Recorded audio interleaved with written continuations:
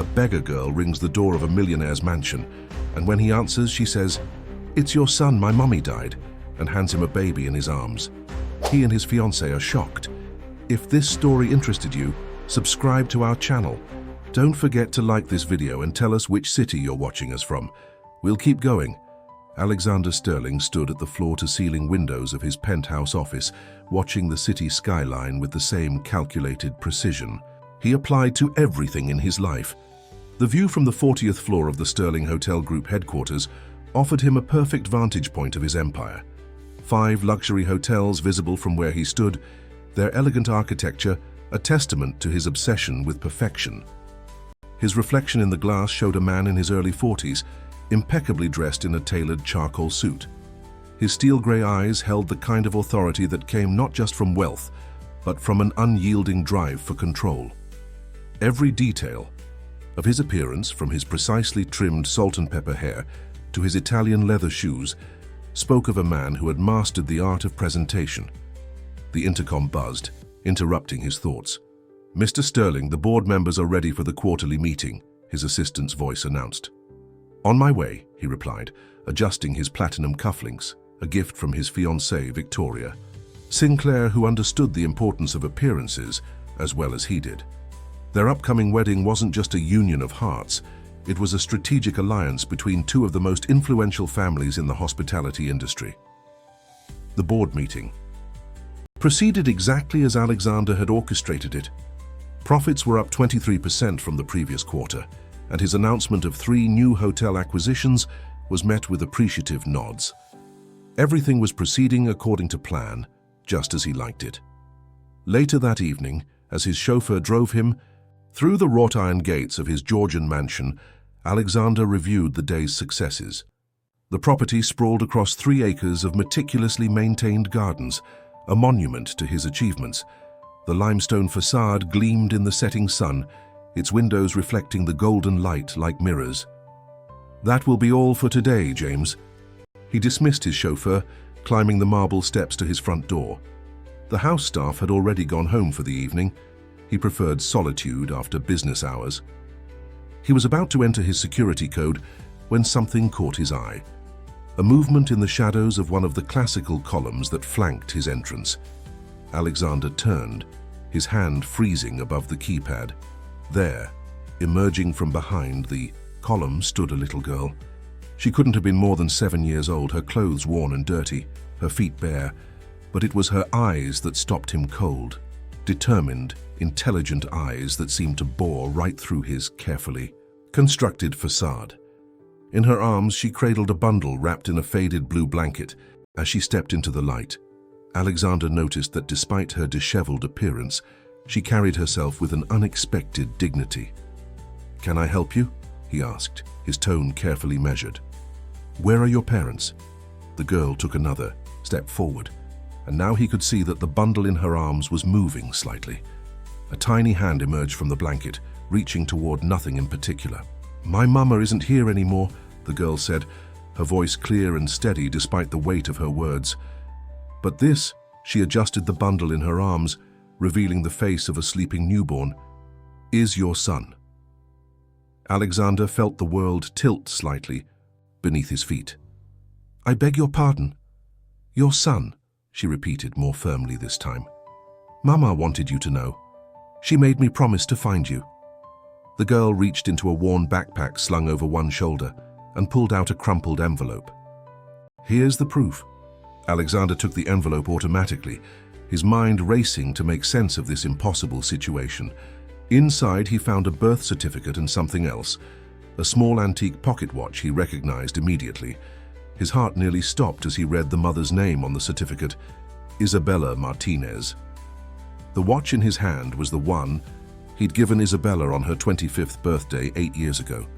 The inscription on the back still read, "To Isabella, time brings truth. Happy birthday, Alex." 1 year ago, they had run into each other at a charity gala, one night of rekindled passion, buried under the weight of his engagement to Victoria and his carefully planned future. He'd never known about a pregnancy, never suspected. The girl's voice brought him back to the present. "My name is Sophia," she said, adjusting her grip on the baby. "And this is Lucas. Mama said you would know what to do." Alexander stared at the children before him, one a newborn he allegedly helped create, the other a determined little girl who had somehow found her way to his doorstep. For the first time in as long as he could remember, Alexander Sterling had absolutely no idea what to do next. The pristine order of Alexander's foyer felt suddenly suffocating as he ushered the children inside. Sophia's bare feet left small smudges on the imported marble floor, marks that would have typically sent him into a controlled fury. Now he barely noticed them. "Mrs. Reynolds!" he called out, before remembering he had dismissed his housekeeper hours ago. The sound echoed through the empty mansion, highlighting the absurdity of the situation. Sophia stood in the center of the vast entrance hall, still holding Lucas with practiced care. Her eyes took in the crystal chandelier, the sweeping staircase, the priceless artwork. But unlike most visitors, she seemed unimpressed by the display of wealth. Her only concern appeared to be finding a comfortable position to support her brother's head. "When was the last time you ate?" Alexander found himself asking, surprising even himself with the question. "Yesterday morning," Sophia answered matter-of-factly. "Lucas had his last bottle 3 hours ago. He needs another one soon." Alexander ran a hand through his perfectly styled hair, messing it up for the first time in years. "I don't have any bottles," he said, the words feeling foreign in his mouth. "I have 2 in my backpack," Sophia replied, practical as ever, "and some formula, but we're almost out." The situation demanded immediate action, but Alexander's mind, usually so quick to formulate strategies and solutions, seemed stuck in a loop of disbelief. He pulled out his phone, thumbs hovering over the keypad. Who does one call in a situation like this?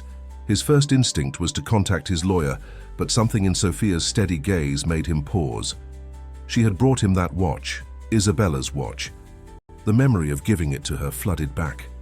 Isabella's delighted smile, the way she'd immediately opened it to read the inscription, her spontaneous hug that had caught him off guard. He'd been different then, more open to life's unexpected moments. "The kitchen is this way," he heard himself say, leading Sophia through the mansion. The girl followed, her footsteps nearly silent on the hardwood floors. In the state-of-the-art kitchen, with its gleaming stainless steel appliances and pristine countertops, Alexander watched as Sophia efficiently prepared a bottle one-handed, never putting Lucas down. "You've done this before," he observed. Many times, she nodded, testing the temperature on her wrist. "Mama taught me, and then, after she went to the hospital, I had to do it myself." A knock at the front door made them both start. Alexander glanced at his watch, 9:45 p.m. He knew exactly who it would be. Victoria always stopped by on Wednesday evenings after her yoga class. "Stay here," he told Sophia, his mind racing to figure out how to handle this complication. Victoria's silhouette was visible through the frosted glass panels beside the door, her perfect posture unmistakable. Alexander opened the door just wide enough to step outside, pulling it closed behind him. "Darling," Victoria greeted him with a perfectly orchestrated kiss. "You look flustered. Is everything all right?"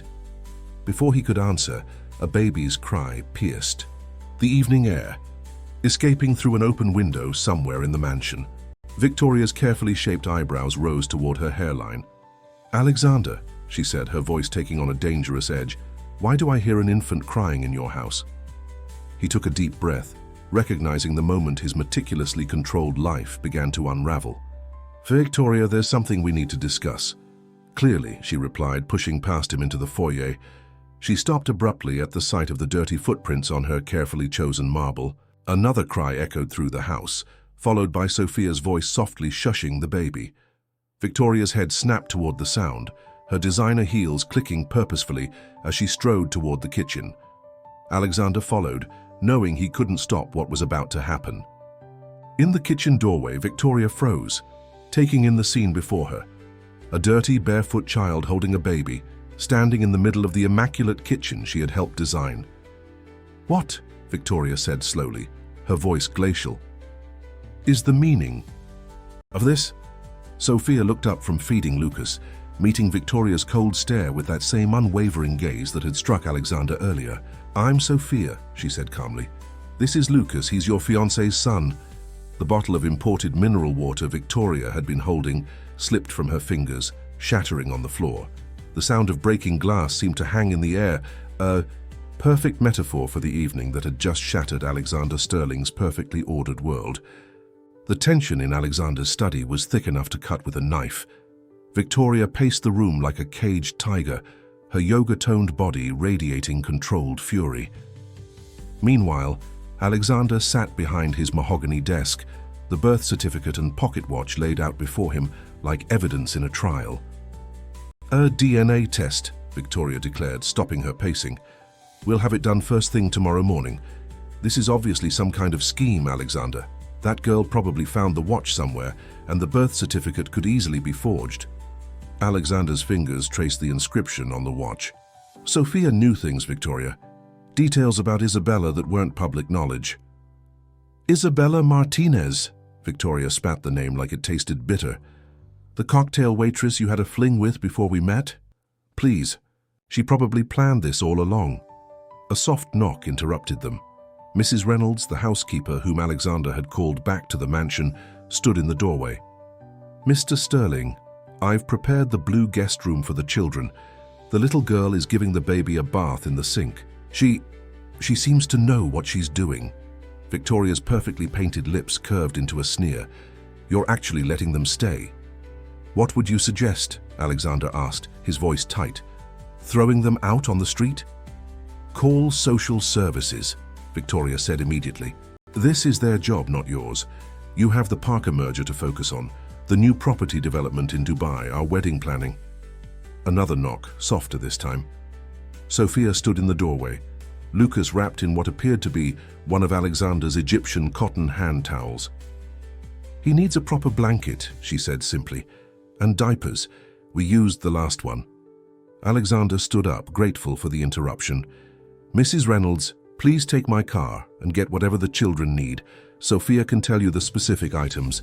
"I'll make a list," Sophia said, her practical nature surfacing again. "Lucas likes the yellow packaged diapers better than the green ones. They don't give him a rash."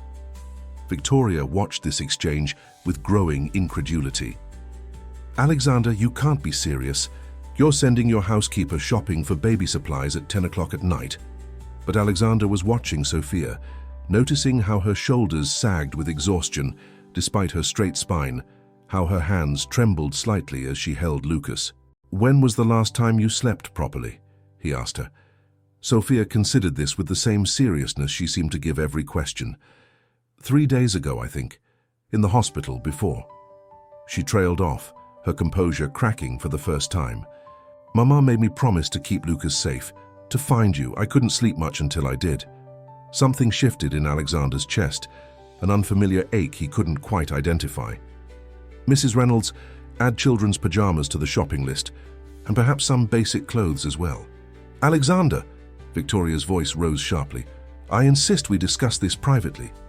Sophia looked between them, her young face showing wisdom beyond her years.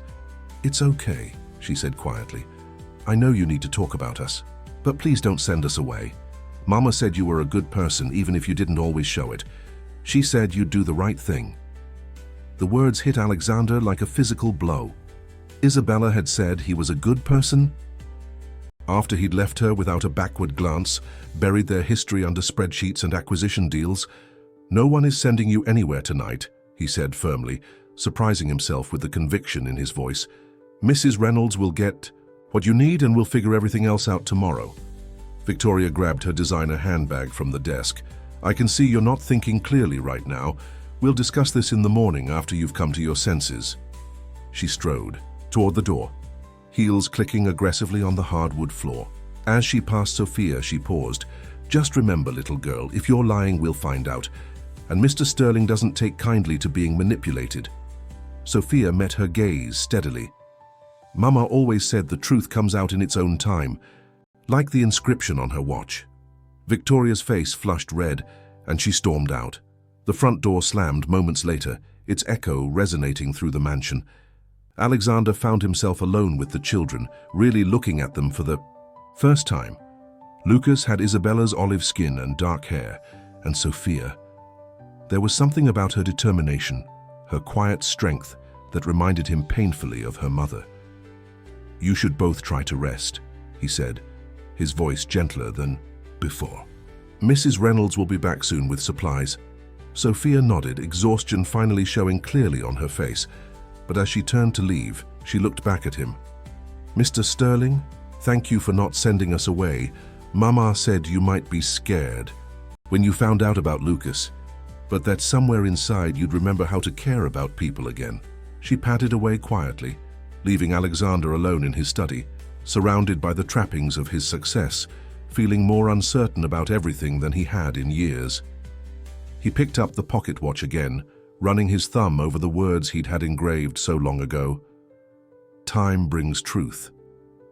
He hadn't known then how prophetic those words would prove to be. Dawn broke over the Sterling mansion, painting the sky in shades of pink and gold that went unnoticed by its sleepless owner. Alexander had spent the night in his study, making calls, pulling strings, and arranging for the fastest possible DNA test. His usual immaculate appearance had given way to rolled-up sleeves and loosened tie, his laptop surrounded by coffee cups and hastily scribbled notes. The sound of soft humming drew him from his office. Following it, he found himself at the kitchen door where an unexpected scene waited. Sophia, dressed in new pink pajamas that still bore shop creases, stood on a stepped stool by the kitchen island. She was carefully measuring formula powder while humming a Spanish lullaby.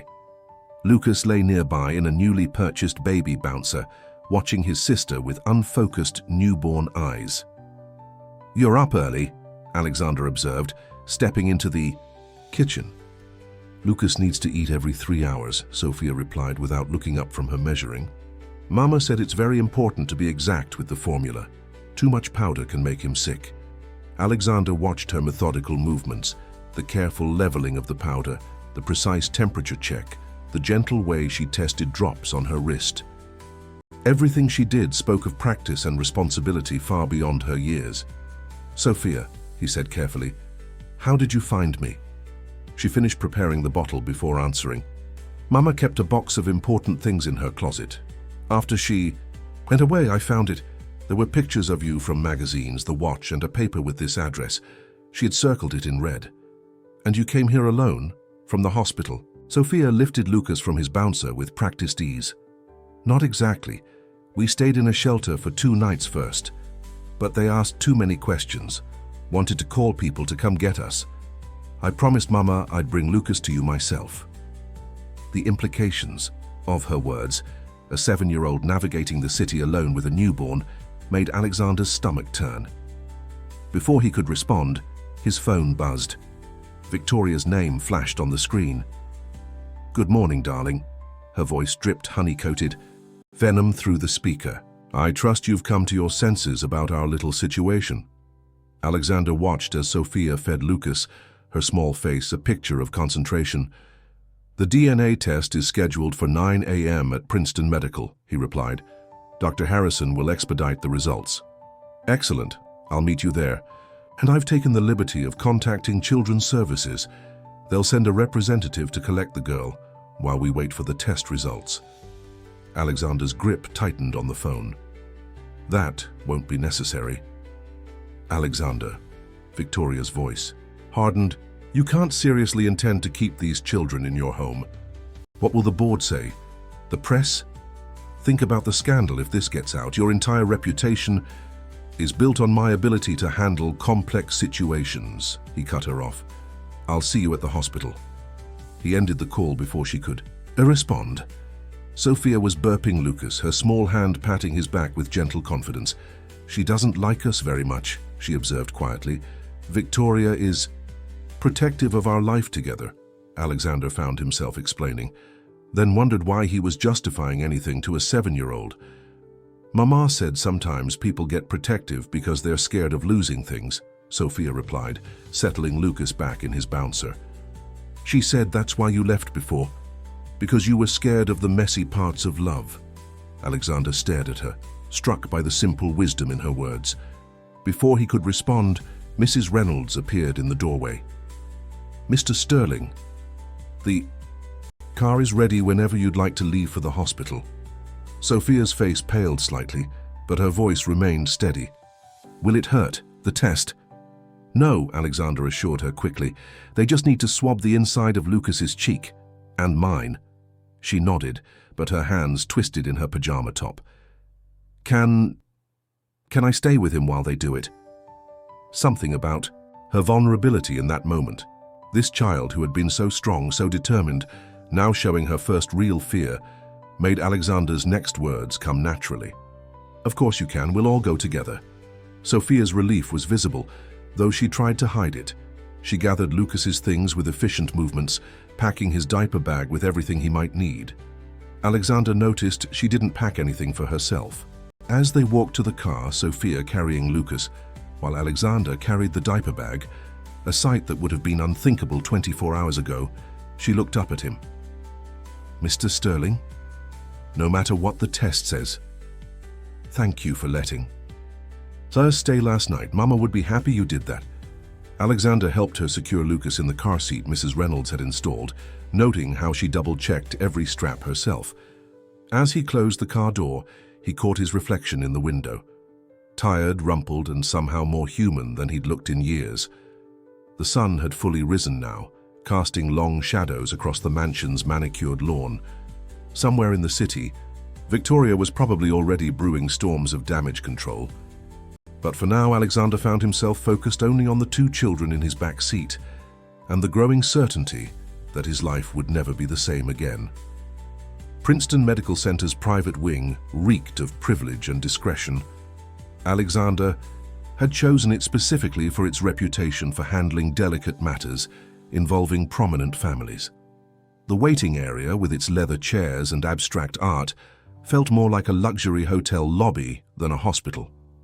Victoria was already there, immaculate in a cream-colored Chanel suit, her red-soled heels tapping an impatient rhythm on the marble floor. Her expression soured when she saw Sophia holding Lucas. "Darling," she air-kissed Alexander's cheek, deliberately ignoring the children. "I've spoken with Patricia Walsh from the board. She's concerned about how this situation might affect the Dubai negotiations." "The board's concerns aren't my priority right now," Alexander replied, guiding Sophia to a seat. He noticed how she positioned herself protectively between Lucas and Victoria, her small body tense with alertness. A nurse appeared, clipboard in hand. "Mr. Sterling, we're ready for you and the baby." Sophia's grip on Lucas tightened slightly. Alexander found himself kneeling beside her chair, meeting her eyes. "Remember what I said. It won't hurt him. You'll be right there the whole time." Victoria's perfectly plucked eyebrows rose at this display of gentleness from her usually stoic fiancé. "Alexander, surely the nurse can handle—" "Sophia comes with us," he said firmly, helping the girl stand while keeping Lucas stable in her arms. The testing room was bright and clinical. Sophia watched like a hawk as the nurse gently swabbed Lucas's cheek, her tension only easing when the baby didn't even wake from his sleep. When it was Alexander's turn, she studied the procedure intently, as if memorizing every detail. "How long until we know?" she asked the nurse. "Dr. Harrison is expediting the results. We should know by this afternoon."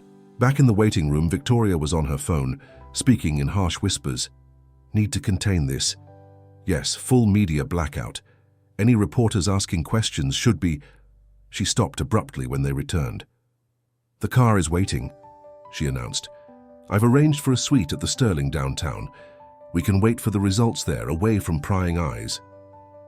"We're going back to the mansion," Alexander stated. Victoria's perfectly composed facade cracked slightly. "Alexander, be reasonable. The staff are already talking. Your assistant called twice this morning about rumors. Then let them talk." The steel in his voice matched the set of his jaw. A commotion at the entrance drew their attention. A woman in a severe suit was striding toward them, flanked by two hospital security guards. "Mr. Sterling," she flashed a badge. "I'm Sandra Morris from Child Protective Services. We received a call about two potentially endangered minors in your custody." Sophia stood up so quickly she nearly stumbled, clutching Lucas to her chest. Alexander instinctively stepped in front of her. "There must be some mistake," he said smoothly. But Sandra Morris was already pulling out documents. We have reports of a minor traveling alone with an infant, possible abandonment, questionable custody situation. She peered around Alexander at Sophia. Sweetheart, you need to come with me while we sort this out. No. Sophia's voice was small but firm. I promised Mama I wouldn't let anyone separate us. Alexander felt something snap inside him, a breaking point he didn't know he had. Miss Morris, he said, his tone carrying the authority that had built his empire, I am this child's father. We are currently awaiting DNA confirmation, but I have documentation and am fully committed to assuming responsibility for both children. Nevertheless, protocol requires... Protocol? Alexander's laugh was cold. Let me tell you about protocol. In the next 5 minutes, my lawyers will be here with emergency custody papers. In 10 minutes, the hospital board, half of whom are investors in my hotels, will be sending representatives. In 15 minutes, the mayor, who just happens to be dining at my downtown property tonight, will be making calls. So please, tell me more about protocol. Sandra Morris took an involuntary step back. Victoria's face had gone pale with fury. Alexander, she hissed, think about what you're doing. He was thinking more clearly than he had in years. Looking down, he saw Sophia's small hand had slipped into his during his speech, her fingers gripping his with desperate trust. These children, he said quietly, are under my protection. Anyone who has a problem with that can deal with my legal team. He turned to Victoria, including you. The silence that followed was deafening. Sandra Morris looked between the parties, clearly calculating the political implications of her next move. I'll need to see those custody papers, she finally said. My office will have them within the hour. Alexander's tone made it clear the discussion was over. He lifted Lucas's carrier with one hand, keeping hold of Sophia's hand with the other. Now, if you'll excuse us, these children need breakfast. As they walked out, Sophia whispered, Did you mean it? About protecting us? Alexander squeezed her small hand gently. Yes, and I keep my promises. In the car, as Mrs. Reynolds drove them home, he watched Sophia tend to Lucas with her usual care. Victoria's words about reputation and scandal echoed in his mind, but they seemed hollow now, drowned out by the weight of Sophia's trust and the memory of Isabella's faith in him, faith he hadn't earned, but suddenly desperately wanted to deserve. His phone buzzed with messages, from Victoria, from his board, from his PR team. He silenced it without reading any of them. Instead, he found himself asking Sophia, What kind of pancakes do you like?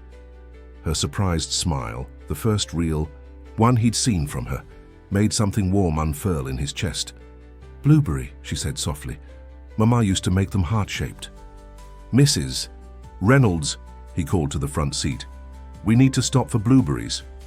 The afternoon sun streamed through the mansion's windows, casting long shadows across the kitchen floor where scattered flour marked evidence of their pancake-making attempt. Alexander had surprised himself by rolling up his sleeves and joining in, though his first few attempts at heart shapes had looked more like misshapen clouds. Sophia sat at the kitchen island, finishing her second pancake, her legs swinging freely. From the high stool, Lucas slept peacefully in his bouncer nearby, content after his latest bottle. The scene was so domestic, so far removed from Alexander's usual carefully controlled existence, that it felt almost surreal. His phone vibrated again, the 20th time in the past hour. This time, he checked the display. Dr. Harrison's office. Sophia must have seen something change in his expression. She put down her fork, suddenly looking much older than her 7 years. Is it the test? Alexander nodded, stepping into the hallway to take the call. When he returned a few minutes later, his face was unreadable. Sophia, he said, quietly, would you come to my study for a moment? She slid off the stool, carefully wiping her hands on a napkin before picking up Lucas. Alexander noticed she never left him behind, never trusted anyone else to watch him, even for a moment. In the study, afternoon light filtered through the floor-to-ceiling windows, illuminating dust motes that danced in the air. Alexander sat not behind his desk, but in one of the leather armchairs, gesturing for Sophia to take the other. The test. Results are back, he said, watching her face carefully. Lucas is my son. Sophia's expression didn't change. I know, she said simply. Mama never lied. No, Alexander agreed softly. I don't suppose she did. He paused, choosing his next words carefully. Sophia, can you tell me about the last time you saw your mother? The girl's fingers gently stroked Lucas's cheek as she gathered her thoughts. She was in the hospital. She knew Lucas was coming soon, but something wasn't right. The doctors kept whispering and looking worried. She swallowed hard. Mama made me sit close to her bed. She gave me the watch and the envelope with the papers. She made me memorize this address. Alexander leaned forward slightly. What else did she tell you? She said... Sophia's voice wavered for the first time since she'd arrived at his door. She said that Lucas would need his father and that you were a good person who just forgot how to show it sometimes. She said you'd take care of us if I could be brave enough to find you. A single tear rolled down her cheek. I promised her I would be brave. Before Alexander could respond, his study door burst open. Victoria stood there, her usual poise replaced by barely contained fury. The results are in, she said, waving her phone. I just heard from Patricia. Apparently everyone knows except me, your fiancé. Victoria, this isn't the time. Oh, I think it's exactly the time. She strode into the room, her heels stabbing the antique carpet. Do you have any idea what this means? The press will have a field day. Hotel Tycoon's secret love child. Our wedding will become a circus. The board is already calling emergency meetings. Lower your voice, Alexander said quietly, nodding toward Lucas. Victoria laughed, a sharp, bitter sound. The baby? That's what you're worried about. What about our future, everything we've planned? Our plans change because this cocktail waitress trapped you, got herself pregnant on purpose. Sophia stood up suddenly, her small frame shaking. Don't talk about my mama like that. She never trapped anyone. She didn't even want to tell him about Lucas. I'm the one who promised to find him. I'm the one who made her promise to let me try. Victoria turned on her, eyes flashing. Well, isn't that convenient? A dying woman's last wish, delivered by a child. How perfectly dramatic. Tell me, little girl, did your mother teach you how to manipulate men before she... Enough! Alexander's voice cracked like thunder through the study. Both Sophia and Victoria jumped. Even Lucas stirred in his sleep. Alexander rarely raised his voice. His anger usually came in the form of icy silence and calculated revenge. But now, looking at Sophia's tear-stained face and Victoria's cruel sneer, something broke loose inside him. You will not speak of Isabella that way, he said, his voice deadly quiet. And you will never speak to Sophia that way again. Victoria's face went white. You're choosing them, these strangers, over everything we've built. Alexander looked at Sophia, still protecting Lucas even as she tried to hide her tears. He thought of Isabella making her daughter memorize his address, believing in his goodness even after he'd abandoned her. He thought of the man he'd become, successful, powerful, and completely empty inside. They're not strangers, he said. Finally, they're my family. And if you can't accept that, then maybe you should return this. He held out his hand expectantly. Victoria stared at him, then at her diamond engagement ring. You can't be serious. I've never been more serious in my life. The silence stretched between them, heavy with years of carefully laid plans crumbling to dust. Finally, Victoria yanked the ring from her finger and slammed it on his desk. You'll regret this, she spat, turning on her heel. At the door, she paused. Don't think this is over, Alexander. I won't let you throw everything away for some dead waitress's children. After she stormed out, the study fell into silence, broken only by Lucas's soft breathing. Sophia stood frozen, tears running freely down her face now. I'm sorry, she whispered. I didn't mean to ruin everything. Alexander crossed the room and for the first time pulled her into a gentle hug, careful of Lucas between them. You didn't ruin anything, he said softly. You might have just saved me from ruining my whole life. The next few days brought changes to the Sterling mansion that would have been unthinkable a week ago.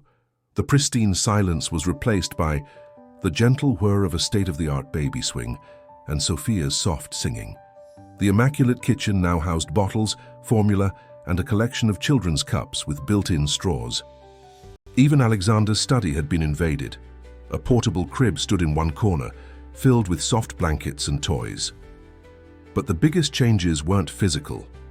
They were in the way Alexander found himself waking at 3 a.m. to the sound of Lucas crying, not for duty or obligation, but because he wanted to give Sophia a break. In the way he'd catch himself smiling at the sight of tiny socks in the laundry basket. In the way his voice softened automatically when speaking to either child. On this particular morning, Alexander sat at his desk, reviewing the latest crisis reports from his PR team. The headlines were exactly as Victoria had predicted. Sterling Hotel heirs secret love, child rocks empire. Jilted fiancé speaks. Out, he chose them over our future. Sterling stocks wobble as board questions leadership. A soft knock pulled him from his thoughts. Sophia stood in the doorway, wearing a new yellow dress Mrs. Reynolds had bought her. Mr. Sterling, Lucas is sleeping. Can I talk to you about something? He gestured to the chair across from his desk, noticing how she'd grown more comfortable, in the house but still maintained a careful politeness. She climbed into the chair, her feet dangling above the floor. I found this in Mama's box, she said, pulling out a worn envelope. I think you should see it. Inside was a letter, written in Isabella's flowing handwriting. My dearest Sophia, if you're reading this, it means I couldn't be there to see Lucas grow up. I'm so sorry for leaving you with such a big responsibility, my brave girl. But I know you'll find Alexander, and I know you'll make sure Lucas is safe. There's something else you need to know. In my safety deposit box at First National Bank, box number 247, there are documents about Lucas's trust fund. I've been saving every extra penny since I found out I was pregnant. It's not much compared to what Alexander has, but it's something to help Lucas have a good life. There's also a journal there. I've written down everything about the special night when Alexander and I reconnected, about his kindness before ambition changed him, about my hopes for Lucas. I want him to know he was created from love, even if it was brief. Sophia, mi amor, don't be angry with Alexander. We all make choices we regret, and I believe he has goodness in his heart. Maybe Lucas and you will help him remember that. All my love, Mama. Alexander read the letter twice, his throat tight. She set up a trust fund for Lucas. Sophia nodded. She worked extra shifts, sometimes 3 jobs. She said every child should have a safety net. She hesitated. There's something else. Yesterday, when Mrs. Reynolds took me to get new shoes, I saw Miss Victoria. She was talking to a man in a suit outside the bank where Mama's box is. Alexander's spine stiffened. Did she see you? No, we were in the car, but she looked angry, like she did when she left here. Before Alexander could respond, his phone buzzed with a text from his bank manager. Unusual activity alert. Multiple attempts to access safety deposit box number 247 using incorrect credentials. The pieces clicked into place. Victoria's parting threat echoed in his mind. Don't think this is over. Sophia, he said carefully, did your mother tell anyone else about the safety deposit box? She shook her head. Just me. And now you. Alexander pressed a button on his desk phone. James, bring the car around and call Mr. Chen at First National. Tell him I'm coming personally to review my late friend Isabella Martinez's safety deposit box. He looked at Sophia. Would you like to come with me? Her eyes widened. What about Lucas? Mrs. Reynolds can watch him for an hour. He's sleeping and we have the baby monitor. He saw her hesitation and added gently, sometimes protecting him means letting trusted people help while we take care of important things. Sophia considered this with her usual seriousness. Mama did say Mrs. Reynolds has kind eyes, and she makes Lucas's bottles exactly right. She does, Alexander agreed, surprised by how much it meant to him that Sophia was learning to trust his staff, his extended family really, though he'd never thought of them that way before. As they rode to the bank, Sophia's small hand held tight to his. Mr. Sterling, why do you think Miss Victoria wants Mama's box? Alexander thought about Victoria's business acumen, her attention to detail. her habit of finding leverage in unexpected places. "Sometimes," he said carefully, "people think they can control stories by controlling information. Like in my books, when the evil queen tries to hide the truth." He smiled slightly. "Something like that. But you know what happens in those stories? The truth comes out anyway," Sophia said confidently. "Like the inscription on Mama's watch." Alexander squeezed her hand, marveling at how this child had somehow become his moral compass. Exactly. Time brings truth. The bank's imposing facade loomed before them. Alexander helped Sophia from the car, noting how she straightened her dress and lifted her chin, just as he did before important meetings. She was more his daughter than she knew. "Ready?" he asked. She nodded, her face set with determination. "Ready. Mama always said the truth is strongest when you face it together." Together, they walked into the bank, while across town, Victoria sat in her luxury apartment, unaware that her carefully constructed plans were about to unravel, one truth at a time. The bank's private viewing room was hushed and elegant, with soft lighting and rich wood paneling. Mr. Chen, the bank manager, personally supervised as the safety deposit box was brought in. His typically impassive face had shown surprise when Alexander explained his connection to Isabella Martinez, but his professional demeanor never wavered. "Take all the time you need, Mr. Sterling," he said, closing the door behind him. Sophia stood on tiptoes to see as Alexander opened the box. Inside, they found several neatly organized folders, a leather-bound journal, and a small velvet pouch. "This one's about the trust fund," Sophia said, pointing to a blue folder. She'd clearly helped her mother organize these documents. Alexander opened it, and his breath caught. Bank statements showed regular deposits, sometimes just $20 or $30, building slowly over months. Pay stubs from 3 different jobs: waitressing, teaching Spanish lessons, weekend work at a flower shop.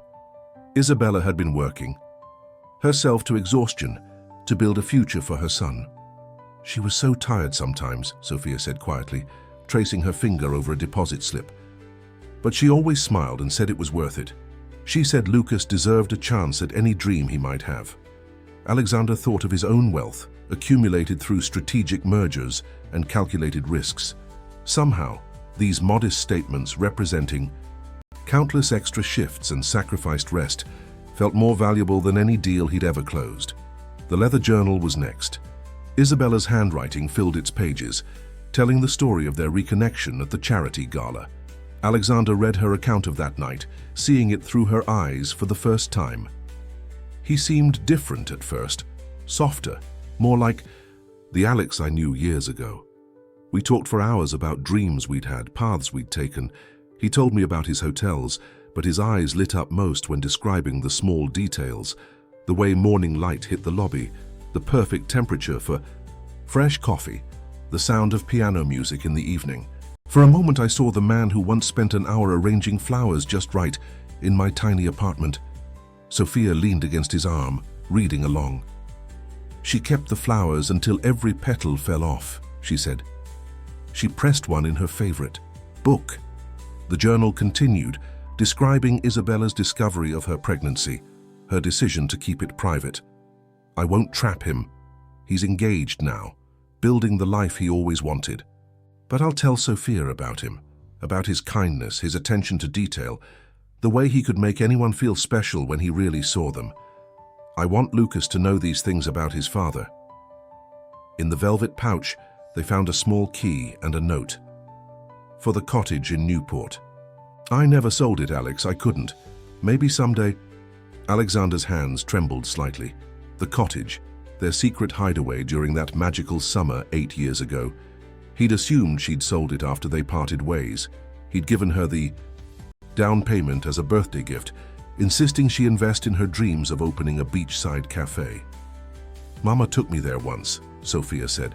"Last summer. She showed me the garden where you helped her plant flowers, and the kitchen where you tried to make paella but set off the smoke alarm." A laugh bubbled up in Alexander's throat, surprising them both. "The rice was completely black. We had to order pizza. She said it was her favorite meal ever." The sound of raised voices outside interrupted their moment. Through the frosted glass door, they could see Mr. Chen arguing with someone. "I don't care about your procedures," Victoria's voice carried clearly. "I have documentation proving my right to access that box, and if you continue to obstruct me..." Alexander stood, positioning himself between Sophia and the door. But Sophia tugged at his sleeve, pointing to one last folder they hadn't opened. Inside was a document that made his lawyer's heart skip. A detailed record of recent attempts to access Isabella's personal information, including her medical records and bank accounts. Names, dates, and amounts created a clear pattern of systematic invasion of privacy. "Mr. Sterling," Sophia whispered, "is this why Mama started keeping extra copies of everything? She said sometimes people try to change stories that aren't theirs, to change." The door burst open. Victoria stood there, impeccably dressed but with a wild look in her eyes. Behind her, Mr. Chen was already calling security. "Alexander," she said, her voice honey-sweet. "What a surprise. I was just attempting to access private documents that don't belong to you." He held up the folder. "Like you've been doing. For months, apparently, even before Isabella's passing." Victoria's facade cracked. "You don't understand. I was protecting us, protecting everything we built. When I heard rumors about a pregnant ex-girlfriend, you started spying on her, trying to find ways to discredit her, to hide Lucas's existence. I did it for you," Victoria's voice rose. "For our future. That woman could have destroyed everything." "That woman," Alexander said quietly, "worked 3 jobs to give her son a future. She kept a garden I helped plant and pressed flowers I gave her. She wrote down every good thing about me so her children would know their father's heart." He looked at Sophia, who stood straight and unafraid. She raised a daughter strong enough to cross a city to keep her promises. Security arrived, flanking Victoria. She looked between them, realizing too late how badly she'd miscalculated. "Alexander, please." "Mr. Chen," Alexander cut her off. "I'd like to press charges for attempted fraudulent access to private documents. My lawyers will provide the evidence of previous attempts as well." As Victoria was led away, her threats echoing down the marble hallway, Sophia slipped her hand into Alexander's. "Are you okay?" she asked, showing that same empathy that constantly amazed him. He looked down at her, then at the documents that told a story of love, sacrifice, and protection. "Yes," he said softly. "I think I'm finally okay." In his pocket, Isabella's watch ticked steadily. Time brings truth indeed, and sometimes he realized it brings second chances in the most unexpected packages. The Newport cottage stood exactly as Isabella had left it, a charming blue-shuttered haven overlooking the Atlantic. Alexander parked his car in the gravel driveway, the sound of waves mixing with Lucas's gentle coos from the back seat. Sophia was already unbuckling her seatbelt, her eyes wide with recognition. "It's just like last summer," she whispered, taking in the weathered shingles and the overgrown garden. "Mama's roses need pruning." The key from the safety deposit box turned smoothly in the lock. Inside the cottage was a time capsule of memories. Dust covers protected the furniture, but beneath them, Alexander recognized pieces he and Isabella had chosen together. The oversized reading chair, the driftwood coffee table, the colorful mosaic lamp she'd fallen in love with at a local artisan's shop. Sophia moved through the space with familiar confidence, pulling back curtains and opening windows to let in the sea breeze. "Mama kept your favorite mug," she said, pointing to a shelf in the kitchen. There it was, the ridiculous world's most particular coffee drinker mug Isabella had given him as a joke. "She used to make her special hot chocolate in it," Sophia continued, "and tell me stories about you, like the time you tried to catch a seagull that stole your sandwich." Alexander smiled, remembering that day. That seagull was very strategic. About its theft. "Is that why you named your first hotel the Sandpiper? Mama said it was because of the birds here." He stared at her, surprised. He'd never told anyone the real reason behind that name choice. "Yes," he admitted. "At this beach, these birds, they reminded me of freedom, of possibilities." Sophia nodded sagely, running her hand along the kitchen counter. "That's what Mama said. She said you were happiest when you were planning new things." She paused by a corkboard still hanging on the wall. Look, her drawings are still here. Alexander stepped closer. Pinned to the board were Isabella's sketches for her dream cafe. Floor plans, menu ideas, even detailed drawings of table settings. In the corner of one sketch, he noticed his own handwriting. Perfect spot for a piano, live music on weekends. She kept adding to them, Sophia said, even after everything. She said dreams don't expire just because life changes. Lucas began to fuss in his carrier. As Alexander lifted him out, a thought struck him. Sophia, would you like to see something?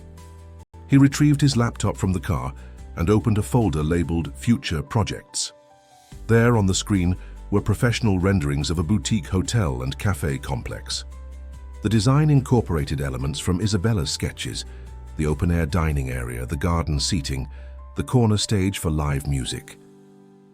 I've been working on this since you brought Lucas to my door, he admitted. It's not exactly like your mother's plans, but it's better, Sophia breathed, leaning closer to the screen. How you made her garden bigger. And look, the whole top floor is glass, just like she wanted.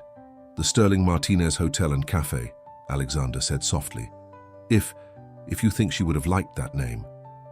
Sophia's eyes filled with tears, but she was smiling. She would have loved it, but she hesitated. But what? Could we add something to make it feel like home? Of course. What are you thinking? Sophia's face lit up with that particular brightness that appeared when she had an idea.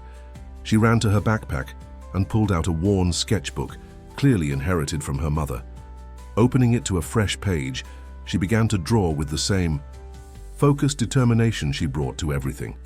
Alexander watched, bouncing Lucas gently as she sketched out her vision. The drawing was childlike but clear, a reading nook in the cafe filled with books and comfortable chairs. Above it, in careful letters, she wrote, Isabella's Corner, where stories find home. Mama always said stories keep people alive. In our hearts, Sophia explained. Maybe we could have her favorite books there and pictures of the garden, so people could know her even now.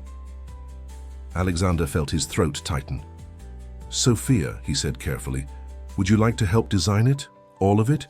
You have your mother's eye for detail. She looked up at him, hope mixing with uncertainty. Really, but I'm just a kid. You're Isabella Martinez's daughter, he corrected, gently. And you're my daughter too, if you want to be. Legally, I mean. I've had the adoption papers drawn up, but only if you... He didn't get to finish. Sophia launched herself into his free arm, careful even in her excitement not to jostle Lucas. Yes, she whispered against his shoulder. Yes, please. Later that afternoon, they sat on the cottage's back deck, watching the waves roll in. Lucas slept peacefully in his carrier, while Sophia worked on more drawings for the hotel. She had moved her chair close to Alexander's, occasionally showing him her ideas with growing confidence. Mr. Sterling, she asked, not looking up from her sketch, if I'm going to be your daughter, could I maybe call you Dad? Not right away, she added quickly. Just when it feels right. Alexander reached over and smoothed her hair, a gesture that was becoming natural to him.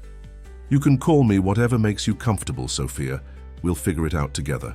She nodded, adding another detail to her drawing. Together, she repeated softly. Mama would like that word. A seagull landed on the deck railing, eyeing them curiously. Sophia giggled, a sound that was becoming more frequent these days. Don't even think about stealing our snacks, she warned the bird. Dad here has experience with seagull tactics. The word Dad had slipped out naturally, surprising them both. But instead of awkwardness, there was only a warm certainty settling over them like a comfortable blanket. The seagull took off, soaring over the waves, while in the cottage behind them, Isabella's wind chimes tinkled softly in the breeze. Mama was right, Sophia said suddenly. About what? About you remembering how to care about people. About time bringing truth. She looked up at him with those wise eyes. About happy endings, sometimes hiding in sad stories. Alexander pulled her close watching the horizon where sea met sky. In his mind, he could already see the hotel rising from this peaceful shore, not just a business venture, but a legacy of love, loss, and redemption. A place where Isabella's dreams would live on through their children, and where his own heart had finally found its way home. The boardroom of Sterling Hotel Group had never seen anything quite like this presentation. Beside Alexander's usual polished slides, showing projections and market analyses, stood an easel displaying Sophia's colorful drawings of the Sterling Martinez Hotel and Cafe. The contrast between corporate precision and childlike creativity couldn't have been more striking.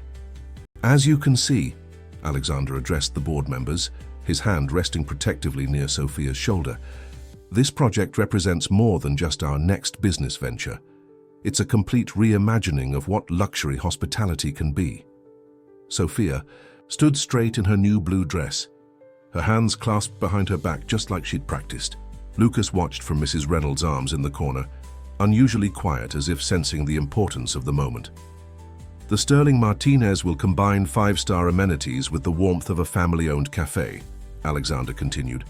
Every detail has been carefully considered, from the oceanfront yoga deck to the children's library in Isabella's corner. He nodded to Sophia, their practiced signal. She stepped forward, her voice clear and steady. The hotel will have special features for families, she explained, pointing to her drawings, like rooms with secret reading nooks, and a garden where kids can learn about plants, and a kitchen where parents and children can take cooking classes together. Several board members exchanged glances, clearly surprised by the young girl's professional demeanor. Patricia Walsh, who had been one of Victoria's strongest allies, leaned forward with interest. "And you helped design these features, young lady?" "Yes, ma'am," Sophia nodded. "My mama was a designer too. She taught me that the best spaces make people feel like they belong." Alexander felt a surge of pride watching her handle the questions with grace. When he'd suggested she help present their vision to the board, she'd spent days preparing, determined to honor both her mother's legacies, Isabella's creativity, and his own attention to detail. "The projected returns are in your packets," Alexander continued, clicking to the next slide. "But what spreadsheets can't show you is the intangible value. This project isn't just about profits. It's about creating a place where families can build memories, where luxury doesn't mean coldness, where success is measured in smiles as much as dollars." "Rather different from your usual approach, Alexander," Patricia observed, but her tone was thoughtful rather than critical. "I'm rather different these days," he admitted, sharing a smile with Sophia. The presentation continued, with father and daughter trading off speaking parts they'd rehearsed over breakfast for the past week. Sophia explained how Isabella's corner would feature local authors and artists, while Alexander detailed the eco-friendly construction plans. They moved in sync, complementing each other's strengths, their mutual pride evident to everyone in the room. When they finished, there was a moment of silence. Then Bernard Chen, the oldest board member, cleared his throat. "I've been in this business for 40 years, he said slowly. "I've seen hundreds of hotel proposals, but I've never seen one with this much heart." Patricia nodded. "The market research supports it too. Modern luxury travelers are looking for authenticity, connection, experiences they can share with their children. This could set a new standard for family-friendly, high-end hospitality." "I move to approve the full funding request," Bernard announced. "Seconded," Patricia added quickly. The vote was unanimous. After the board members filed out, offering congratulations, and to Sophia's surprise, asking for her input on their own family vacation plans, Alexander knelt down to her level. "We did it, partner," he said softly. Sophia's professional demeanor melted into a child's pure joy as she threw her arms around his neck. "We did it. Mama would be so proud of us." "Mr. Sterling?" Mrs. Reynolds approached with Lucas, who was starting to fuss. "Someone wants to celebrate with his family, too." Family. The word felt right in a way Alexander had never expected. He took Lucas while Sophia retrieved a bottle from the diaper bag. They worked in seamless coordination these days. "Shall we go tell your mother?" he asked Sophia. They had taken to visiting Isabella's garden daily, sharing their progress and plans. "Yes, but first..." Sophia pulled one more drawing from her folder. This one showed their family. Alexander, in his suit, Sophia holding Lucas, and in the background a softly sketched figure with a gentle smile. Could we put this one up in your office? So we always remember why we're building this dream. Alexander looked at the drawing, at his children, at the empire that was transforming from a cold collection of assets into a legacy of love. It's perfect, he said, just like our family. Sophia beamed, then turned businesslike again. Good. Now about the garden design, I've been thinking we should add a butterfly section. Mama always said butterflies remind us that beautiful changes are possible. Lead the way, Ms. Sterling Martinez. Alexander smiled, following his daughter out of the boardroom. Behind them, sunlight streamed through the windows, casting their shadows together on the wall. Three shapes merged into one, moving forward into a future bright with possibility. The groundbreaking ceremony for the Sterling Martinez Hotel and Cafe was scheduled for a perfect summer morning. Local press gathered outside the Newport property, where a small stage had been set up facing the ocean. Sophia had spent hours helping the event planners arrange everything just right, insisting that the morning sun should shine on the artists' renderings of the project displayed on easels. Alexander adjusted Lucas's tiny bow tie. Sophia had insisted her brother dress up for the important occasion, while watching his daughter chat confidently with the construction foreman about the importance of protecting the existing rose garden during the build. She's quite the executive in training, Patricia Walsh commented, appearing beside him. The board is impressed with how she's taken to the project. She gets it from both her mothers, Alexander replied, bouncing Lucas gently. Isabella's creativity and my attention to detail. The ceremony was about to begin when a commotion at the back of the crowd caught their attention. Alexander's security team was trying to block someone from entering. Through the mass of people, he caught a glimpse of expensive blonde highlights and designer sunglasses. Mr. Sterling, his head of security approached quickly. Miss Sinclair is insisting on speaking with you. She claims to have information relevant to the project. Sophia appeared at Alexander's side, her face serious. Dad, is everything okay? Before he could answer, Victoria's voice cut through the crowd. You can't ignore me forever, Alexander. Don't you want to know what I found in Isabella's past? Sophia's hand slipped into his, squeezing tight. Alexander handed Lucas to Mrs. Reynolds and knelt down to Sophia's level. Why don't you take everyone through the garden tour we planned? I'll handle this. She searched his face with those wise eyes. Promise you won't let her ruin today. This is for Mama. I promise, he said firmly. No one can ruin what we're building here. Sophia nodded, then surprised him by standing on tiptoes to kiss his cheek. I believe in you, Dad, she whispered before turning to address the crowd with remarkable poise. Ladies and gentlemen, while we wait, I'd love to show you the historic garden that inspired our design. Alexander watched proudly as she led the group toward the roses, her voice clear and confident as she shared Isabella's vision. Then he turned to face Victoria, who had managed to push through to the front. Whatever you're planning, Victoria, it won't work, he said quietly. She smiled, all perfect teeth and cold eyes. Oh, but you haven't heard what my private investigators found about Isabella's time in Miami? About certain financial irregularities? You mean her work with immigrant families? The free English classes she taught? The money she raised for children's education? Alexander's voice was calm. Yes, I know. All about it. Sophia showed me Isabella's journals, every detail of her life documented in her own words. Victoria's smile faltered. There's more. The trust fund. The one she built working 3 jobs, while you were trying to hack into her accounts. He stepped closer, lowering his voice. Did you really think I wouldn't have my own investigators?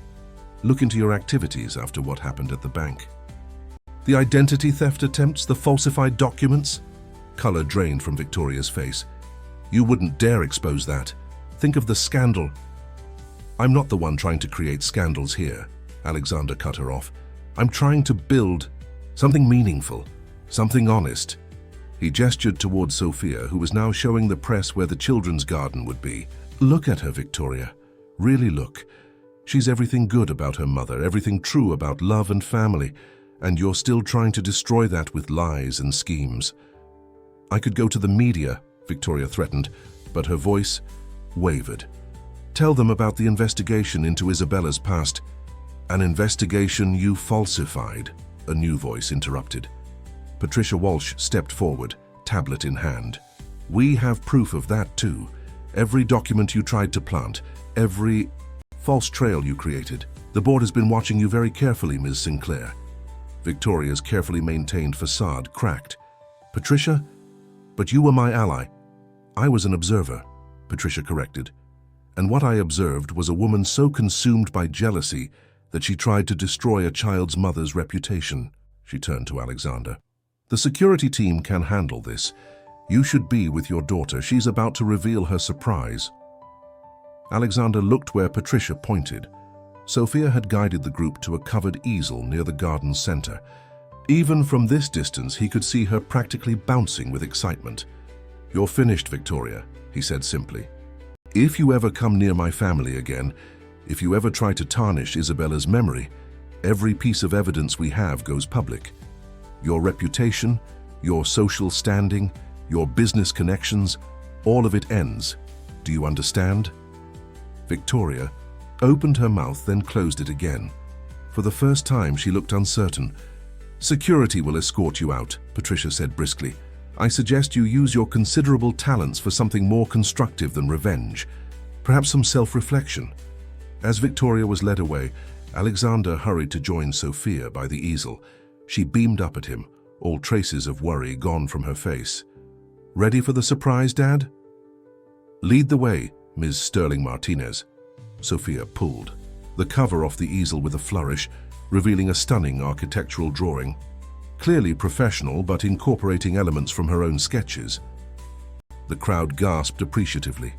Ladies and gentlemen, Sophia announced, her voice ringing with pride, I present the final design for Isabella's Corner, where every story finds a home. The drawing showed a beautiful glass-enclosed space extending from the cafe, filled with books and cozy reading nooks. But what caught Alexander's breath was the central feature. A stained glass window depicting a woman in a garden, surrounded by butterflies and roses, her gentle smile immediately recognizable. The artist worked from Mama's pictures, Sophia explained to the crowd. So she'll always be part of what we're building, because love doesn't end just because someone goes away. It just finds new ways to grow. Alexander wrapped an arm around her shoulders, his heart so full it hurt. Behind them, the ocean waves crashed steadily on the shore, and somewhere above a seagull called out, nature's own applause for a family that had weathered its storms and emerged stronger. The summer sun was setting over Newport when the last of the ceremony guests departed. Sophia sat on the cottage's back deck, her fancy shoes kicked off and her feet swinging freely. Lucas napped in his portable crib nearby, his bow tie long since removed. Alexander emerged from the house carrying 3 cups, coffee for himself, hot chocolate for Sophia, and a bottle warming for Lucas when he woke. The sight of his children unwinding after their big day filled him with a contentment he'd never known in all his years of business success. You handled Victoria beautifully, Sophia said, accepting her hot chocolate. She'd inherited his habit of addressing difficult topics head-on. You saw that?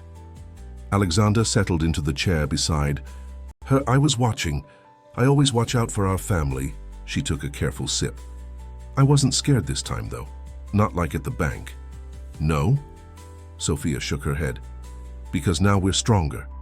We have proof of Mama's goodness, and we have each other. She paused, considering her next words. And because you kept your promise about not letting her ruin today. Alexander reached over to smooth her hair, their familiar gesture of affection. I'll always keep my promises to you, Sophia. Both of you. I know. She pulled something from her dress pocket, Isabella's pocket watch. That's why Mama trusted you with us. She knew the real you was still there, under all the business stuff. Lucas stirred in his crib, making soft babbling sounds. Sophia was up immediately, lifting him with practiced care. Look who's ready for dinner, she cooed. settling him in her lap while Alexander prepared the bottle. As they sat together, Sophia feeding Lucas while Alexander held her hot chocolate for her, a comfortable silence fell over them.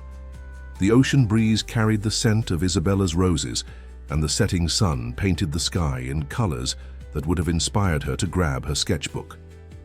"Dad," Sophia's voice was thoughtful, "can I tell you something important?" "Always." "I used to be worried that loving you would mean loving Mama less." She kept her eyes on Lucas as she spoke. "But then I remembered what she wrote in her journal, about how love multiplies, it doesn't divide." Alexander felt his throat tighten. "She was very wise, your mother." "Yes," Sophia agreed. "And she was right about you too, about how you'd learn to love again." She looked up at him finally. I think she'd be happy about how we became a family, even if it's not the way anyone expected." "I think so too." Alexander watched as Lucas reached up to pat Sophia's cheek, making her giggle. "You know, I spent years believing success meant having perfect control over everything, but real success was letting love mess up all my perfect plans." Sophia's eyes sparkled with amusement. "Like when Lucas spit up on your silk tie right before the board meeting." "Exactly like that," Alexander laughed. "Or when a very brave little girl showed up at my door and turned my whole world upside down in the best possible way." "Your world needed some upside down," Sophia declared, with the certainty only a child could muster. "Mama said sometimes the best gardens grow from seeds we didn't plant ourselves." Lucas finished his bottle, and Sophia shifted him to her shoulder, patting his back with the expertise that still amazed Alexander. As if sensing the moment's importance, the baby let out a perfect burp, making them both laugh. "Speaking of gardens," Alexander said once their laughter subsided, "I have something to show you." He reached into his jacket pocket and pulled out a rolled-up paper. Sophia leaned forward curiously as he unrolled it on the small table between them. It was a legal document, and at the top, in bold letters, read, "Certificate of Name Change." "Is this?" she breathed. "If you want it," Alexander said softly. "You don't have to change anything, but if you'd like." "Sophia Isabella Sterling Martinez," she read aloud, her voice full of wonder. "You put both names together. Because you're a bridge between two loves, Isabella's and mine. You're the one who brought our family together, who showed me how to be a father who carries both our strengths." He watched her face carefully. "Is that okay?" Sophia's answer was to launch herself carefully into his arms, mindful of Lucas between them. "It's perfect," she whispered. "Now we match, Lucas and me. We're really all Sterlings and Martinezes together." As if in agreement, Lucas cooed happily, reaching for the watch that dangled from Sophia's pocket. The inscription caught the last rays of sunlight. "Time brings truth." "You know what else?" Sophia sat back, her eyes bright with inspiration.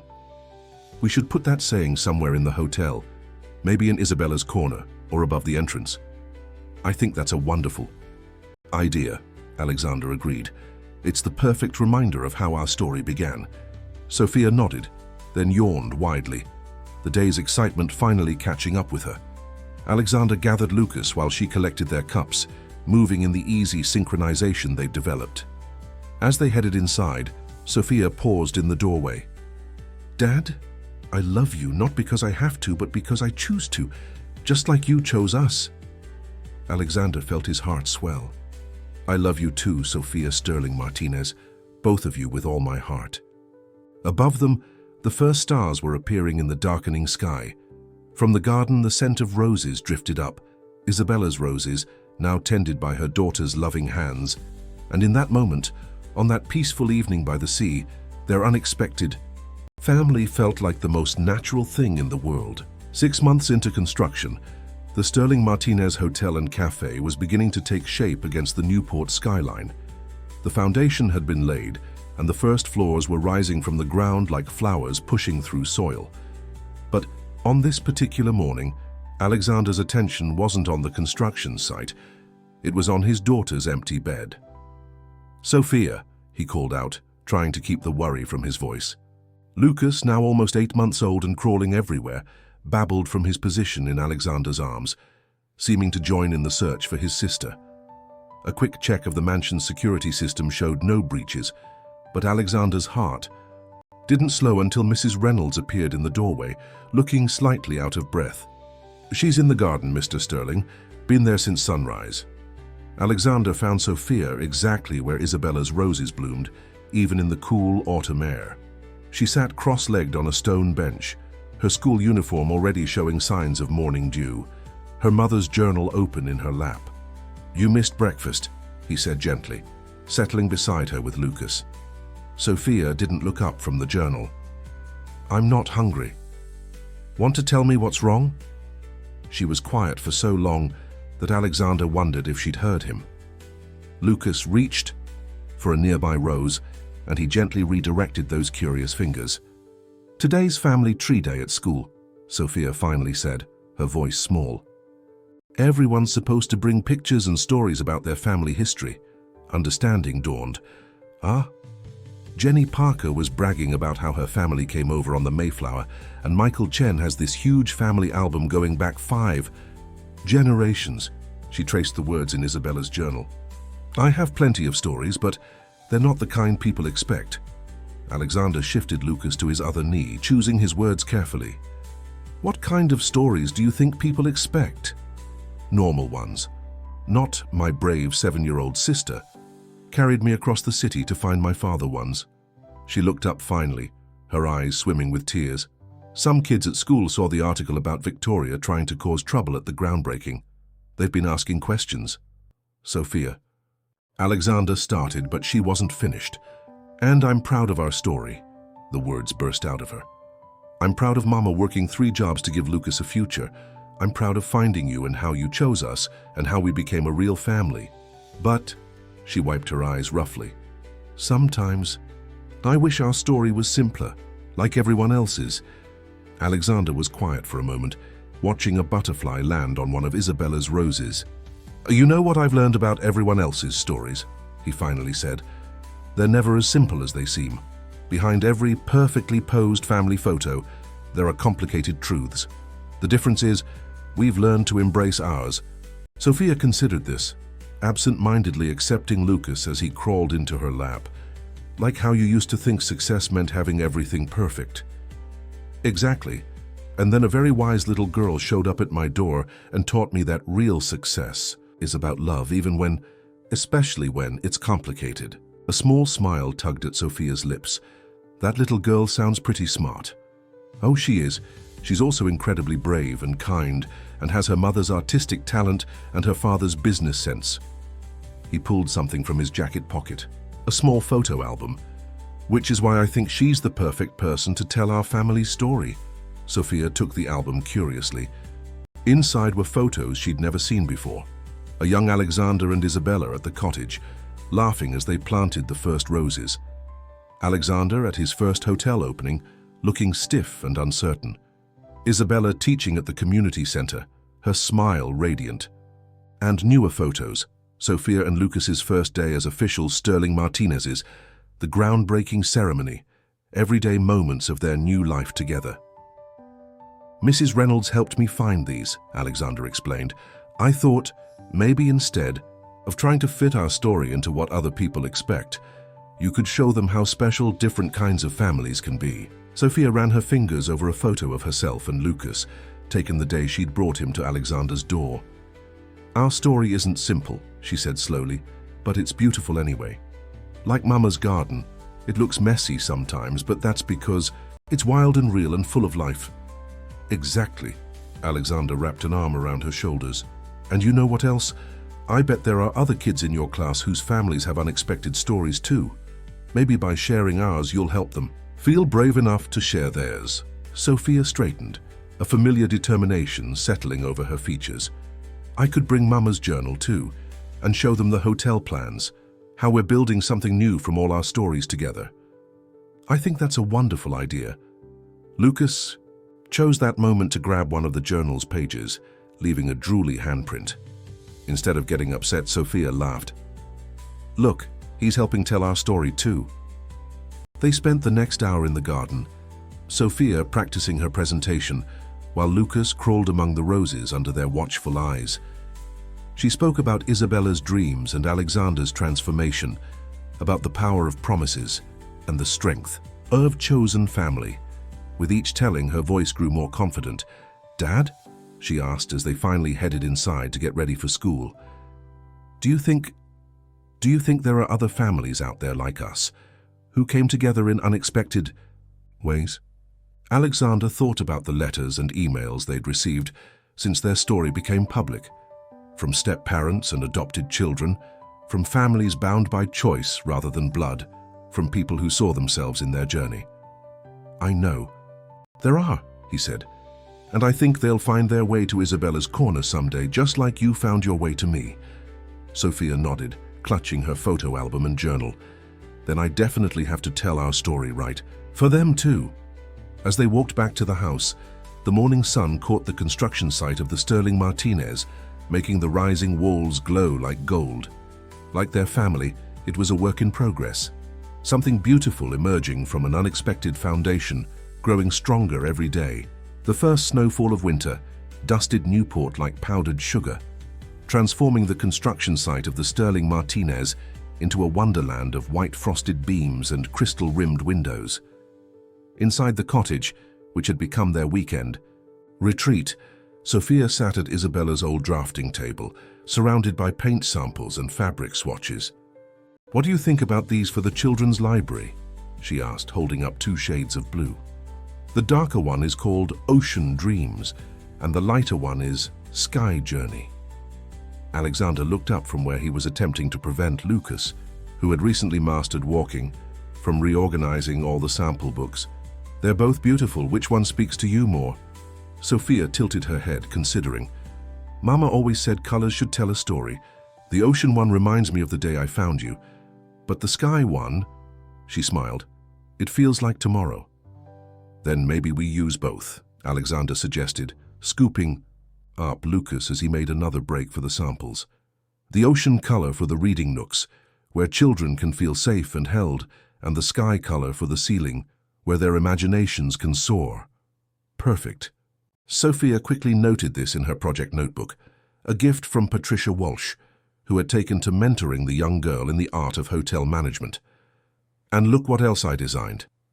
She pulled out a large sketch, clearly done with great care. It showed the cafe's entrance, where the words "Time Brings Truth" arched gracefully above the doors in elegant script.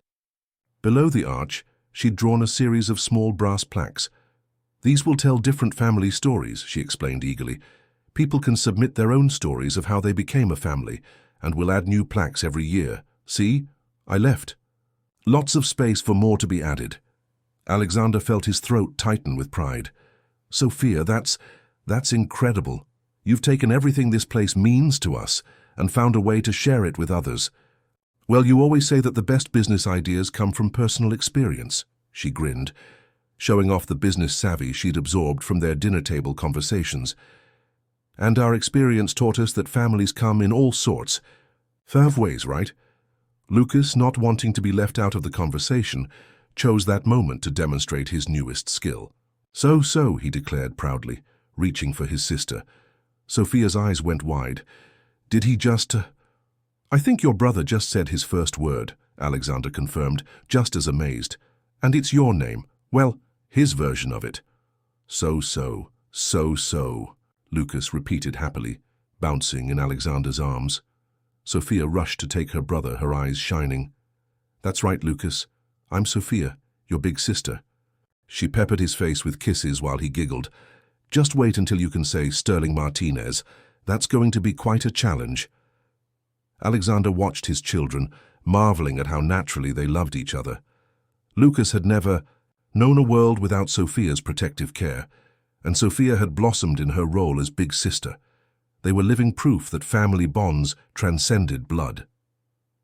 "Dad," Sophia's voice pulled him from his thoughts. "Can we go see the construction site? I want to show Lucas how big his story is getting."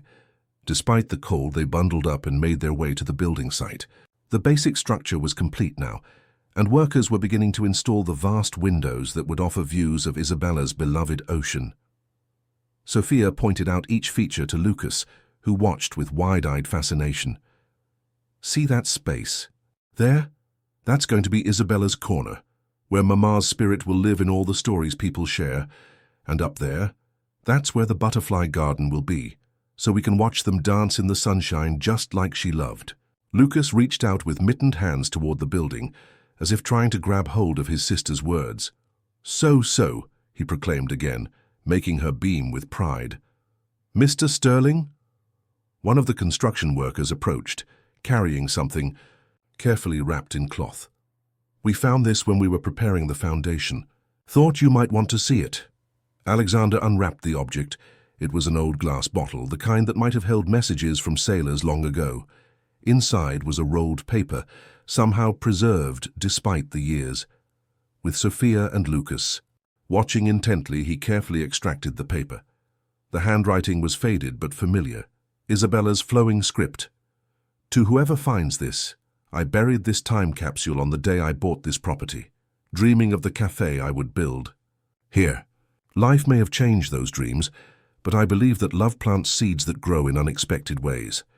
Maybe someday someone will build something beautiful here, something that helps other dreamers believe in second chances and the power of love to transform us. With hope, Isabella Martinez. Sophia's breath caught. She knew, she whispered. Somehow she knew this place would become something special, even if it wasn't the way she planned. Alexander pulled both his children close, feeling the truth of Isabella's words in his very bones. She did more than know, he said softly. She made it possible. By believing in love, by raising you with that same belief, by trusting that time would bring the right truth to this place. So, Lucas said again, patting the bottle with his mitten. Sophia laughed through her tears. That's right, little brother. This is our story, all of ours. They stood together in the gentle snowfall, a father and his children, surrounded by the rising walls of a dream that had transformed just like they had. Above them, the words "Time brings truth" were already being installed across the building's face, each letter a testament to the power of love to build bridges across any distance, even that between earth and heaven. And somewhere perhaps Isabella was watching, her gentle smile shining down on the family that had grown from seeds she'd planted with love and trust in the future. Spring arrived in Newport with a burst of color that seemed designed specifically for the grand opening of the Sterling Martinez Hotel and Cafe. The gardens Isabella had once tended now bloomed on a grand scale, with her original roses serving as the heart of an extensive butterfly garden that wrapped around the building, like a living embrace. Sophia stood in her room at the cottage, barely recognizing herself in the mirror. Her dress, a custom design in soft blue that matched the children's library's Sky Journey walls, made her look older than her 8 years. Mrs. Reynolds was carefully braiding her hair with tiny white flowers, just like Isabella used to do for special occasions. You look beautiful, sweetheart, Mrs. Reynolds said, securing the last flower. Your mother would be so proud. Both of them would, Sophia replied softly, touching the locket around her neck. Inside were 2 photos, Isabella on one side and Alexander on the other, a gift from her father on her official adoption day. A squeal from the next room announced Lucas's opinion of his own formal wear. Alexander's voice followed, warm with amusement. Yes, I know bow ties are controversial, but it's just for today, champion. Sophia peeked into her brother's room to find Lucas, now an energetic toddler, attempting to crawl under his bed while their father tried to complete his outfit. So, Lucas called upon seeing her, his personal nickname for her still his favorite word. No bow. But Lucas, she knelt down to his level, don't you want to look handsome for the butterflies? They love elegant gentlemen. Lucas considered this novel concept with all the seriousness a toddler could muster. Billflies? He asked hopefully. Hundreds of them, Sophia promised, and if you wear your bow tie nicely, I'll show you the special surprise in the garden. Alexander shot her a grateful look as Lucas finally allowed himself to be properly dressed. The bond between the siblings continued to amaze him. Sophia somehow always knew exactly what to say to her brother, while Lucas looked at her like she hung the moon. An hour later, they stood together at the hotel's main entrance, where hundreds of guests were gathering for the opening ceremony. The press was out in force, cameras flashing, as Alexander stepped up to the podium with his children. Thank you, all for being here today, he began, his voice carrying across the crowd. The Sterling Martinez isn't just another luxury hotel. It's a testament to the power of unexpected love, of second chances, and of the truth that families come in all forms. He gestured to the building behind him, its elegant architecture somehow managing to look both grand and welcoming. Every detail of this project has been infused with meaning. From Isabella's Corner, our public library space named for a remarkable woman who believed in the power of stories, to our butterfly garden, where families can create memories together.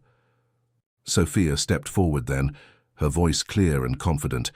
My mama always said that butterflies remind us that beautiful changes are possible.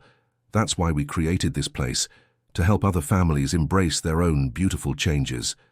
The crowd murmured appreciatively as Sophia continued. Every family has a story. Some are traditional, some are unexpected, but all of them deserve to be celebrated. That's why we created the story wall. She gestured to the entrance where Time Brings Truth arched gracefully overhead. Below it, the first set of brass plaques gleamed in the morning sun, each telling a different family's journey to finding each other.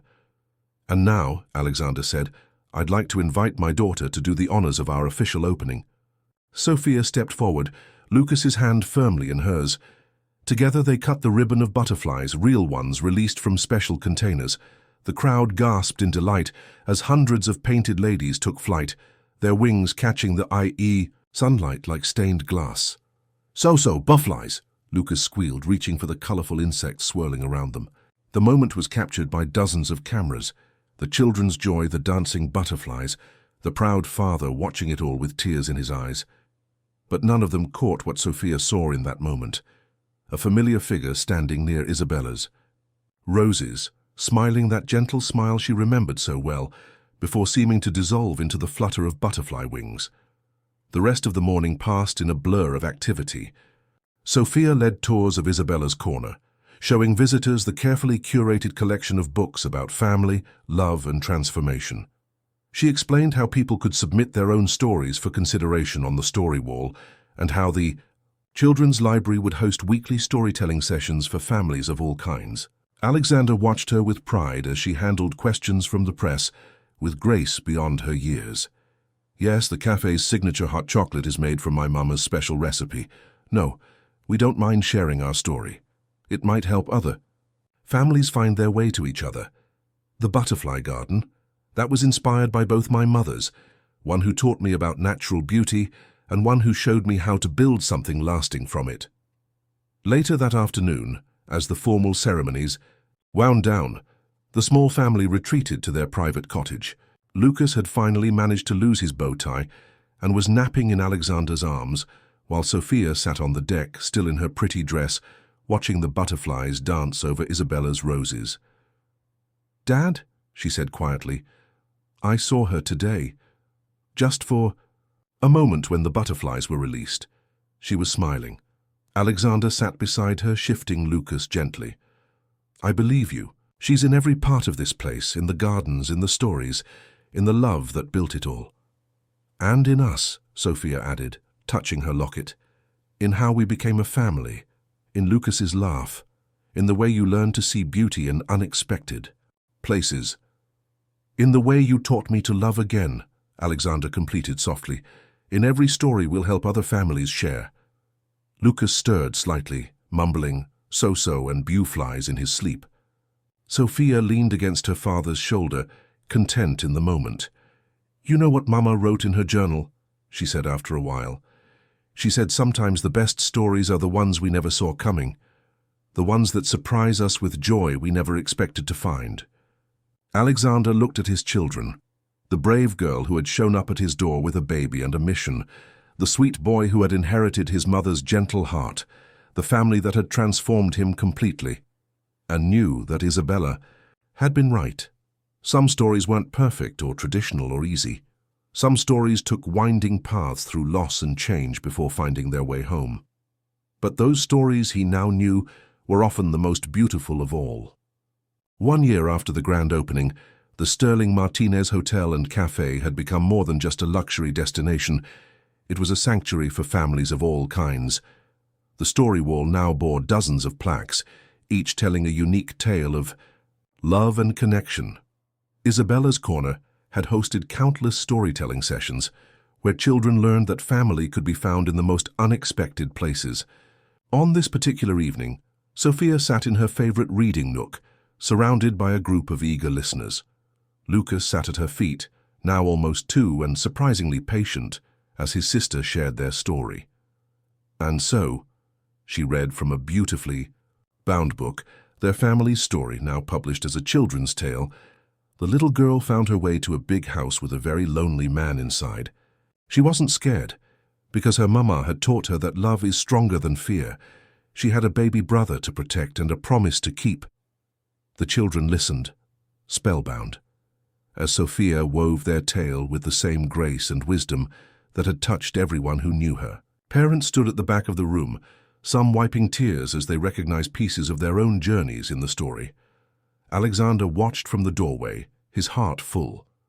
The hotel had exceeded all business expectations, but its true success was measured in moments like these, moments when families found hope in shared experiences, when children learned that love could bridge any gap. "Mr. Sterling?" A quiet voice drew his attention. A woman stood nearby, clutching a folder. "I'm sorry to interrupt, but I wanted to submit our story for the wall." He recognized her from the news, a prominent businesswoman who had recently adopted 3 siblings, shocking the social circles that expected her to prioritize her career. "So of course," he smiled warmly, "Sophia handles all the story submissions personally. She says it's important that each one is read with an open heart." "She's remarkable," the woman said, watching Sophia demonstrate to her young audience how she and Lucas had picked out the colors for the children's library. "When I read your family's story, it gave me the courage to follow my heart, to choose love over expectations." Alexander nodded, understanding completely. "That's exactly why we built this place, to show that the best decisions aren't always the ones that look good on paper." The story hour concluded with Sophia's trademark invitation. "Now it's your turn to share, because every family has a story, and every story deserves to be heard." Later that evening, after the last guests had departed and Lucas had been tucked into bed, Sophia and Alexander sat in Isabella's Corner. The space was peaceful after hours, with soft lighting making the stained glass window glow like captured starlight. "I got another letter from Victoria today," Sophia said, surprising Alexander with her directness. "Oh?" He kept his voice neutral, though his protective instincts flared. "She's doing counseling now, working with children who've lost parents." Sophia traced the pattern of butterflies on her chair. "She apologized again, and she said our story helped her understand what really matters." Alexander absorbed this information, amazed once again by his daughter's capacity for grace. "How do you feel about that?" "I think Mama would say it's good when people learn from their mistakes." She looked up at him with those wise eyes. "And I think she'd be proud that our story is helping people in ways we never expected." Through the window they could see the garden where Isabella's original roses still bloomed, now surrounded by new growth and countless butterflies. The hotel's lights reflected off the ocean, creating a pathway of gold across the waves. "Dad," Sophia's voice was thoughtful. "Remember when I first came to your door, how scared you looked?" Alexander chuckled softly. "I remember being completely terrified. My perfect, controlled life was falling apart." "No," Sophia corrected gently. "It was falling into place. We just didn't know it yet." She pulled out Isabella's watch, her most treasured possession, and opened it to show him something he'd never noticed before. Under the inscription, "Time brings truth," was a tiny engraving of a butterfly. "Mama added this right before Lucas came. She said it was to remind me that change might look scary, but it can lead to something beautiful." Alexander wrapped an arm around her shoulders, marveling at how much wisdom Isabella had packed into her too short life, and how perfectly her daughter carried that legacy forward. "You know what I think?" Sophia continued. "I think some people are like butterflies. They come into our lives to help us transform. Mama was like that for you first, and then you and Lucas were like that for me again, Alexander." completed. Teaching me that love is worth any amount of chaos, Sophia smiled, leaning into his embrace. And now we get to be butterflies for other families, helping them find their way home to each other. Through the open window, a warm breeze carried the scent of roses and sea salt. Somewhere in the hotel, a child laughed, and music played softly from the cafe. The sound of waves provided a gentle backdrop to the moment, just as they had on that life-changing evening, when a little girl with determined eyes had appeared on a doorstep. "Time brings truth," Sophia whispered, as if sharing a secret with the universe. "And love brings family." Alexander held his daughter close, knowing that somewhere Isabella was smiling at the